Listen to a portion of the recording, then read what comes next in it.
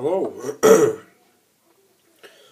So I see Britain's favourite TV type of show at the minute is about people on dole benefits again. Do these people never fucking learn? There's a show on Channel 5 called Benefits Britain, Life on the Dole type of thing. I honestly think these programmes go out and find the worst possible type of people to put on there. I mean, on the one I watched tonight, there was a fella that's fathered 20 odd kids. Another one was 16. A woman with 8 kids. You couldn't. If you was one of these people that are all for these, cut everyone off benefits and anger, you couldn't pick a better piece of propaganda than this programme again. It's the state of the country. It's the way it is. Not everyone on benefits is a genuine claimant. Not everyone has 26 kids. Yeah, I've got to admit, a fellow, the pillar who had 26 kids, or he was 20 odd, he was on £800 a week, which is pretty close to the wage I've got, and I work all fucking hours like a fucking sense. And you kind of think, you do sit back and you think, at first you go, fuck me, that's not right. But then, when you think about it, these have been handpicked for a reason again.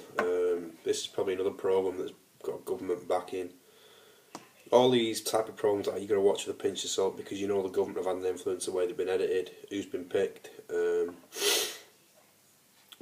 It's funny, innit? The Tories get in, and then you get a streak of all these programmes about the worst side of people being on benefits. It just kind of tie in with the Tories' war on people on benefits. And trying to get people to get behind all these benefit cuts and all these fucking benefit sanctions that have killed over 10,000 registered deaths up to now. Unlawful deaths, by the way.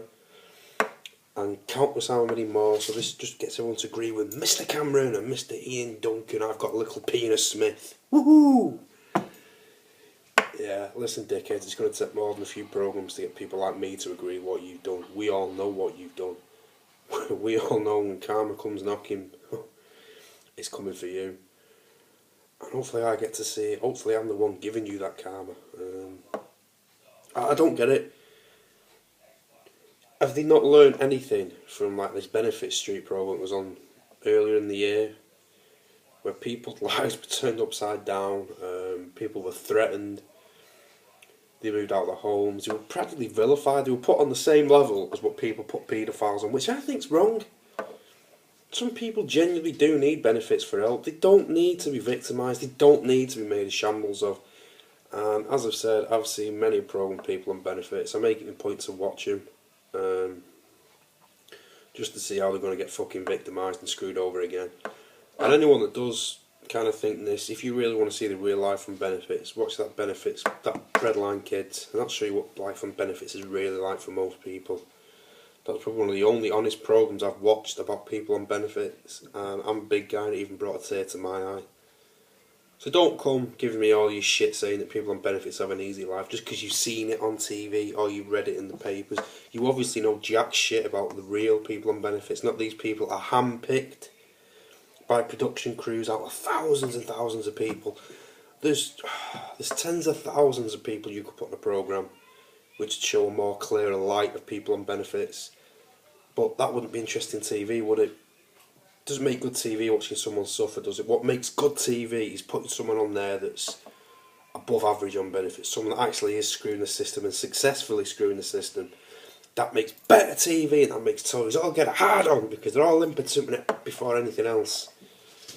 David Cameron and Ian Duncan Smith were mutually masturbating watching that programme. Fucking that, as I said in the previous video, Nazis would be proud of propaganda like that. The thing that gets me, you never actually see real people on benefits. Granted, that Breadline Kids was a real eye-opener for most people that actually believed everyone had an easy life on benefits. No one should have to pick between heating the house and feeding the kids. That's prehistoric dark ages. Also, no one should really be having 26 kids, not working a day in the life and claiming £800 a week. That's wrong, I'll agree on that. But what you're going to do, there's always going to be that odd one person that does find a way to screw the system.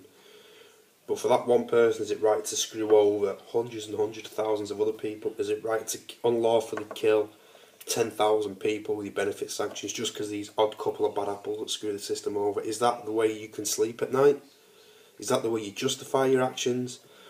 Britain is in a fucking turmoil. There was a big austerity march outside the BBC with Russell Brand, who, after what he's done with these marches and everything, he's gone up like tenfold in my opinion of him.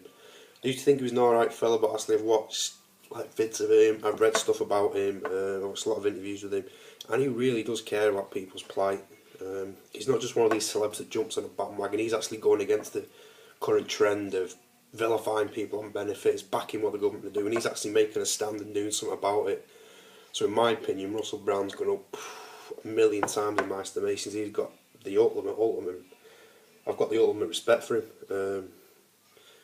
They did a big march outside the BBC, and did the BBC actually mention it, even though it was over I think it was either 5,000 or 10,000 people behind the BBC, actually where they do the programmes? No, did they fuck? Do you know why? Government controlled TV. I don't care what you say, you never actually see a real true news story. If it doesn't benefit the current government, you're not really going to see it on the TV. Especially with that march, and I wish I'd have gone, because that sounds like it was an awesome march, it really is. And that's the thing, you will never see a true shining light what life's really like. All you will see is what the government wants you to see. All you will see is anything that backs the current government's agenda. You'll get the odd little thing like that breadline kids, you'll get an odd insight, but most of the time the programs that you're going to be force fed are the bad apples, the people on benefits that are actually screwing the system. You'll never actually see more than one programme featuring proper benefit claimants. And that's my whole point. This is why I hate TV today. It is all government influenced. Everything you see is just to march the government's. All this does is fuel the fire to the government's march. Now I've seen it all over my Facebook page, I've seen it all over some of my other vids. People calling out for people on benefits, saying, oh, they have life dead easy, all they do is smoke all day and drink all day and do all. Yeah, some of them do. But because of them, are you going to agree that 10,000 people have the right to die because of these bad people? Does that make you feel better about over 10,000 people dying unlawfully, unneedful death? Does that make you feel better? It doesn't with me. That's like saying because, I don't know, 2 Muslim men go and kill a soldier for no reason, saying it was on the word of Allah and all this, and it was about the holy war. Does that mean that every single Muslim is a mass murderer because these 2 people killed Lee Rigby? No, it doesn't, no. That doesn't make every single Muslim a fucking extremist, because they're not. You can't judge a whole race of people over one action. The same you can't judge a whole group of people who are on benefits over a couple, and I mean a couple, of people that screw the system. You're basically just judging everyone. You're tying everyone on the same brush, and you might as well be sucking Ian Duncan Smith off and getting rammed by David Cameron if that's what you think. If that's your honest opinion, I have absolutely no time for you, and I think you should go and pull your head out of your arse. We're on a crash course to fucking a really bad time in this country, I'm telling you now. Come 2015, that 10,000 number will have tripled. It'll have quadrupled. The way the government are going now, they're going to hammer these benefit cuts. You're going to see a lot more of these programmes on TV as well, and they're going to keep hammering and hammering and hammering away. And eventually it will affect someone that you know and care about.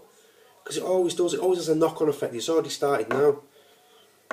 I mean, in my job, I see a lot of it. And you know, it's heartbreaking to see really honest people struggling because of a couple of bad people, and the government want to cut money and they want to get more money for their business friends, and they all want to make a profit out of people's deaths that they consider weaker than them. Well, do you know what? I'm not weaker than you. I've got money backing me. You can. Do you know what I mean? The difference between me and you people in government, I make my money honestly, and I can sleep at night with a clear conscience. You've got more blood in your hand than fucking Saddam Hussein and Hitler combined. You bunch of fuckwits.